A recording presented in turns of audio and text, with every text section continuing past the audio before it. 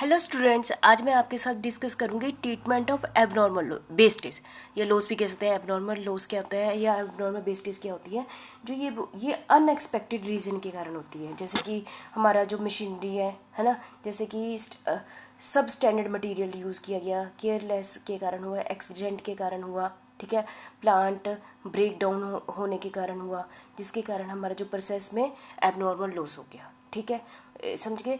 जल्दी नॉर्मल यदि हम प्रोडक्शन करते रहे तो इस टाइप का लॉस नहीं होता है। एबनॉर्मल रीजन के कारण इस टाइप से लॉस हुआ है तो उसको हम क्या कहते हैं, एबनॉर्मल वेस्टेज। तो जो नॉर्मल और एबनॉर्मल वेस्टेज में मैं आपको डिफरेंस स्टार्टिंग में बता दूं। नॉर्मल वेस्टेज में हम क्या करते थे, टोटल अमाउंट को उतना ही लेते थे।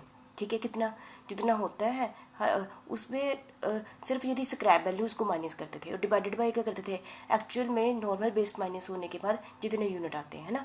पर जो एबनॉर्मल बेस्टेज है इसको हम यूनिट भी दिखाएंगे और अमाउंट भी दिखाएंगे, जो कि पर यूनिट बनता है। किस कहाँ पर, प्रोसेस अकाउंट के क्रेडिट साइड, मतलब कि इसको हम यूनिट में भी दिखाएंगे, वो तो नॉर्मल में भी दिखाते थे, लेकिन जो अमाउंट साइड में वहाँ पर तो हम स्क्रैप वैल्यू दिखाते थे या नील दिखाते थे। यहाँ पर स्क्रैप और नील नहीं दिखाना, यहाँ एक्चुअल में उस यूनिट की कितनी कॉस्ट पड़ी है वो दिखाएंगे। ठीक है, अमाउंट में। चलो मैं आपको एग्जांपल भी कराऊंगी, उसको प्रोसेस अकाउंट में भी दिखाऊंगी एबनॉर्मल लॉस किसे कहते हैं। ठीक है, जो पहले एक बार फिर से रिवीजन कर लेते हैं। एबनॉर्मल बेस्टेज किसे कहते हैं। Beside normal vestige sometime there are abnormal unit of vestige. जैसे कि मैंने आपको बता दिया सब स्टैंडर्ड है ना, abnormal unit of wastage have to be found out. This can be done by comparing the normal unit of production. हम कैसे कहते हैं, हम सोचते हैं कि 1000 यूनिट बनने चाहिए। ठीक है, समझो 1000 में से 100 नॉर्मल वेस्टेज भी होगी, 900 यूनिट तो बनने ही चाहिए, लेकिन बने कितने, 800। यदि इसका मतलब 900 नॉर्मल लॉस के बाद भी 900 बनने चाहिए थे, लेकिन 800 बने, तो 100 किसके कारण नहीं हुए, एबनॉर्मल वेस्टेज हुई। फिर 100 क्या हुई, एबनॉर्मल वेस्टेज हुई। फिर से revision, the normal unit of production can be found by deducting the normal unit of the wastage from the total unit introduce into a certain process. जैसे कि मैंने आपको पहले ही बता दिया ना, हमने सोचा 1000 यूनिट होना चाहिए, लेकिन 100 क्या है, नॉर्मल लॉस होना ही होना है, तो 900 यूनिट तो बनने ही चाहिए। पहले हमने नॉर्मल में से नॉर्मल यूनिट निकाले, कैसे, production unit of produce minus unit of normal wastage को माइनस कर दिया। ठीक है, हम सोचते थे कि 1000 यूनिट तो बनेंगे माइनस नॉर्मल वेस्ट भी 100 होनी है, तो 900 यूनिट क्या हो गए, नॉर्मल यूनिट ऑफ प्रोडक्शन की यूनिट की प्रोडक्शन कितनी होनी चाहिए, 900 होनी चाहिए।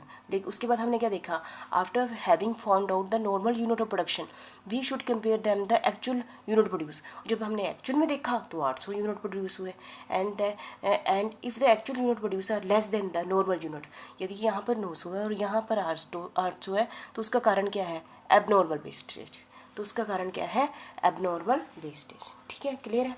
Unit of abnormal wastage are entered in credit side of the process account in the column of unit. ठीक है, तो नॉर्मल वेस्ट को हम कहाँ दिखाएंगे, कॉलम क्वांटिटी साइड भी दिखाएंगे और अमाउंट साइड भी दिखाएंगे।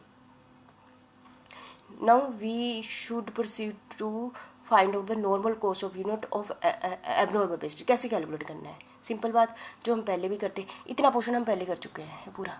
जैसे हम पिछले जब नॉर्मल वेस्टेज होती थी, तब पर यूनिट कॉस्ट वैसे निकालने, पहले पर यूनिट कॉस्ट वैसे निकालने। जैसे वहाँ हम क्या करते थे, डेबिट साइड को सभी को ऐड कर लिया। ठीक है, यही करते थे ना, माइनस स्क्रैप वैल्यू करती। ठीक है, जैसे हमने पिछले एग्जाम्पल में लिया था ना, 10,000 माइनस 250 रुपया, 250 रुपये माइनस कर दिए ना, 9,750 आ गया। ठीक है, divided by total unit produced in the process minus normal wastage, मतलब कि 1000 यूनिट थे और 50 क्या हो गए, नॉर्मल हो गए, 950 से डिवाइड कर दिया। पहले ऐसे करते थे ना, वही एग्जांपल है।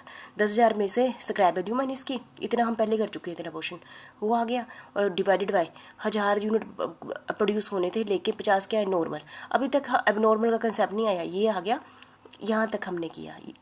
यदि हम 100 ना लें तो ये कितना आ गया, कॉस्ट पर यूनिट आ गई। तो क्या आ गया, कॉस्ट पर यूनिट आ गई। कॉस्ट पर यूनिट को हमने एबनॉर्मल बेस्ड कितनी हुई है, 100 से मल्टीप्लाई कर दो। ठीक है, तो आ गया हमारे पास। ठीक है, अमाउंट की तरफ ना मत देना कि मैंने 10 रुपये 26 पैसे बनी ना पर यूनिट को एबनॉर्मल वेस्टेज की कहते हैं। वहाँ पर हम क्या कहते थे, 950 बने ना, तो हम 10 रुपये 26 पैसे को 950 रुपये से मल्टीप्लाई करते थे। ठीक है, अब इसका मतलब क्या हुआ, 100 क्या हो गया, एबनॉर्मल लॉस हो गया, 50 क्या हो गया, नॉर्मल लॉस हो गया। तो कितने बचे, 850। ठीक है, तो हम क्या करेंगे, 100 मल्टीप्लाई बाय 10 रुपये 26 पैसे, और फिर क्या करेंगे 850 मल्टीप्लाई बाय 1026 पैसे, और 50 जो थे नॉर्मल वाले उसके सामने 250 लिख देंगे। होगी ट्रीटमेंट। फिर भी मैं आपको एक और एग्जांपल से समझा देती हूँ। हमने प्रोडक्शन करनी थी 1000 यूनिट की, ठीक है, और नॉर्मल लॉस कहते 5% होना ही होना है। मतलब कि 5% का मतलब क्या हुआ, 50 यूनिट क्या होने हैं, वेस्टेज होने ही होने हैं। ठीक है, मतलब 950 यूनिट प्रोड्यूस होंगे। ठीक है, लेकिन एक्चुअल में वेस्ट कितनी हो गई, 60 हो गए। एक्चुअल में कितने हो गए, 60। इसका मतलब 50 तो होने ही होने थे, 10 क्या हुए, एबनॉर्मल वेस्टेज, एबनॉर्मल वेस्टेज होगी। ठीक है, if cost of the production कितनी है, 10,000। ठीक है, 10,000 है ना, तो हम क्या करेंगे, 10,000 में से क्या कर दिया, 250 रुपये हमें स्क्रैप वैल्यू मिल गई, है ना, 5 रुपये मिल गए, कहते 5 रुपये मिल गए, 50 यूनिट थे, 5 रुपये हमें मिल गए, एक यूनिट के 250 रुपये मिल गया। तो हमने 10,000 माइनस 250 करके 9,750 अमाउंट आ गया, डिवाइडेड बाय 1000 यूनिट थे, 50 क्या थे, ये नॉर्मल लॉस को माइनस कर दिया। पहले भी ऐसे किया था, 10 रुपये 26 पैसे नॉर्मल कॉस्ट पर यूनिट आ गई, नॉर्मल कॉस्ट पर यूनिट आ गई। हम पिछले ही चला हुआ है, अब एबनॉर्मल लॉस में अभी आए नहीं है, पर यूनिट पहले पिछले नॉर्मल लॉस के हिसाब से निकाल ली। फिर उसके बाद से एबनॉर्मल लॉस को वो मल्टीप्लाई बाय, यदि 10 यूनिट यहाँ पर क्या हुए हैं, एबनॉर्मल हुए हैं, तो उससे मल्टीप्लाई करके हमने क्या निकाल दिया, वैल्यू ऑफ एबनॉर्मल वेस्टेज निकाल दी। ठीक है, मतलब कि इसकी कैलकुलेशन एबनॉर्मल से पहले जो हमने अभी तक की है ना, वैसी ही करनी है, पर यूनिट वैसी ही करनी है। ठीक है, फिर यहाँ 10 से कर दिया, है ना, बस ये हो गया। फिर भी एक बारी मैं आपको फिर पिछले एग्जांपल को फिर ले जाती हूँ आपके पास ना। ये प्रोसेस बी अकाउंट ले लिया मैंने, प्रोसेस ए से अमाउंट आ गया, क्वांटिटी आ गई, अमाउंट लिख लिया, रॉ मटेरियल का अमाउंट लिख लिया, क्वांटिटी लिख दी, डायरेक्ट का लिख लिया, ओवरहेड का निकल लिया, सभी को टोटल किया। यहाँ क्वांटिटी 1000 यूनिट आए और अमाउंट कितना है, 10,000, 1000 यूनिट 10,000, ये इतना ही रहेगा। ठीक है, 50 क्या हो गए, वेस्टेज हो गए। तो हमने यहाँ ले लिया, मैंने दूसरी एग्जांपल ले ली, पहले 250 रुपये माइनस किया था ना, अब मैं नहीं कर रही हूँ, मैं यहाँ पर दूसरी एग्जांपल ले ली कि हमें कहते हैं नॉर्मल लॉस से कुछ भी नहीं मिला, नील।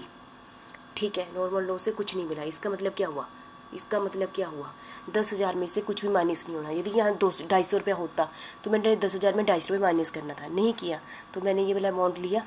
ठीक है, और ये अमाउंट कर दिया और डिवाइडेड बाय टोटल यूनिट हमारे कितने हैं, 1000 माइनस 50, 950 यूनिट है ना। तो हमने क्या करना, 10,000 डिवाइडेड बाय 950 पर यूनिट निकाल ली, फिर 100 multiply per unit 850 per unit. ठीक है, ये तो एक तरीका हो गया। दूसरा तरीका है, 10,000 है ना, 10,000 अमाउंट है और यूनिट एक्चुअल में कितने हैं, 950 है ना। तो या तो आप ऐसे करो, 10,000 इनको इस रेशो में बांट दो, है ना, क्योंकि इनका ही अमाउंट आना है, 50 में तो जाना ही नहीं है। 100 और 850 कितने हो गए, 950। यदि 950 को टोटल को डिवाइड कर दिया और 100 यूनिट मल्टीप्लाई कर दिया, 850 कर दिए, जो हमारा मैथमेटिकल फार्मूला हो गया। ऐसे अमाउंट आ गया किसका, एबनॉर्मल उसका। मुझे लगता है आपको 100% क्लियर होगा। यदि मैंने क्वेश्चन में ये कहा होता कि स्क्रैप वैल्यू 250 रुपये मिल गई, तो क्या करना था, 10,000 में से 250 माइनस कर देना था, कितना, 9,750 हो जाना था। फिर 9,750 multiply by 100 divide by 950, 9,750 multiply 850 divide by 950। ठीक है, तो मुझे लगता है आपको 100% क्लियर होगा इस एग्जांपल से। एक बार आप इस एग्जांपल को पेज पर लिख लीजिए, है ना, जितनी भी, मैं एक ही एग्जांपल लेके चली हूँ, वैसे तो बीच में दो तीन नहीं लेके जाऊँ, उन्हीं को बार बार रिपीट ही कर रही हूँ, तो आपने देख लेना है। ठीक है, ये था एबनॉर्मल लॉस की ट्रीटमेंट कैसे करनी है। ठीक है, थैंक यू वेरी मच।